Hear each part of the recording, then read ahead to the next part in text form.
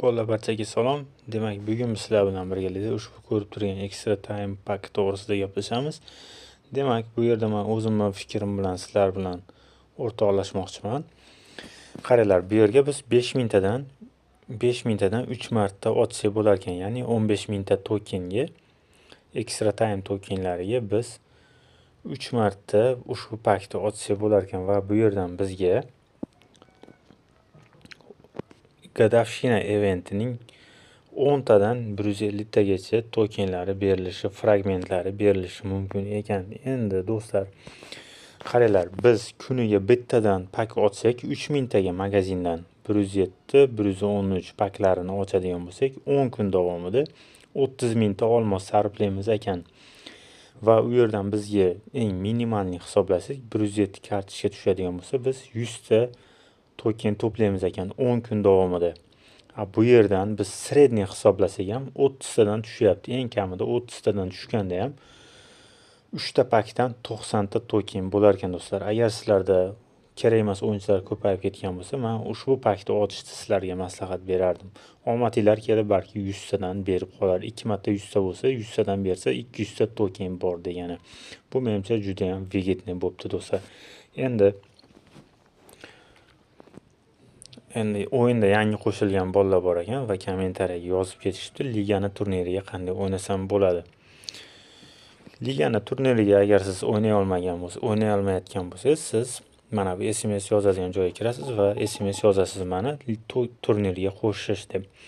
Va отправить tugmasini bosasiz. O'zbeklar bo'lsa o'zbekchada, ruscha bo'lsa ruschada o'sha jo'natasiz va sizni admin ko'radi, komandangizni ko'rib chiqadi.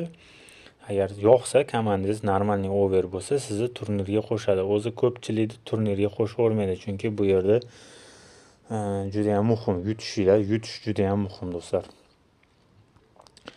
Endi nagrada bo'limiga o'tamiz va nagradani ko'rib turibsizlar, menda уже 35 mingta ligani tokenlari yig'ilgan.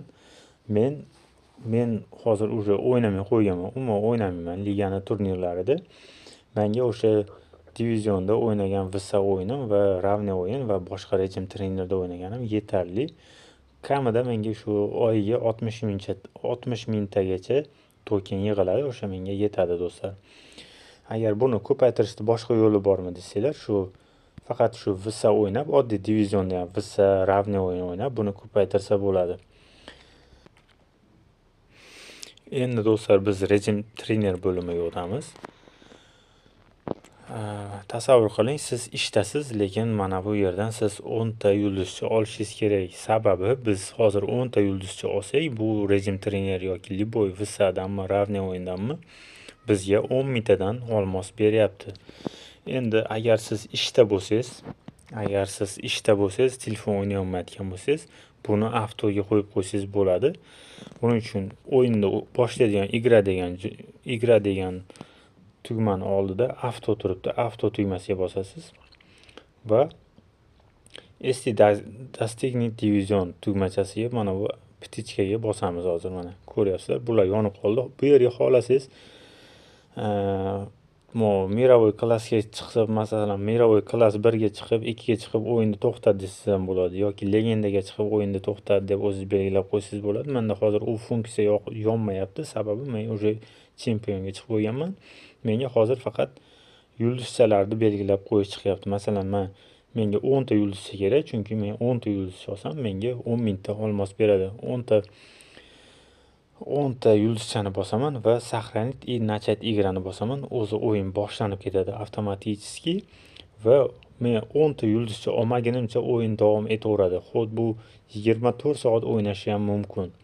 Siz qachon agar siz nastroykalarni zo'r qilib o'yinchilaringiz yaxshi bo'lsa, 10 ta yulduzcha olasiz va o'yin to'xtaydi do'stlar. Bu tushunarli bo'ldi deb o'ylayman.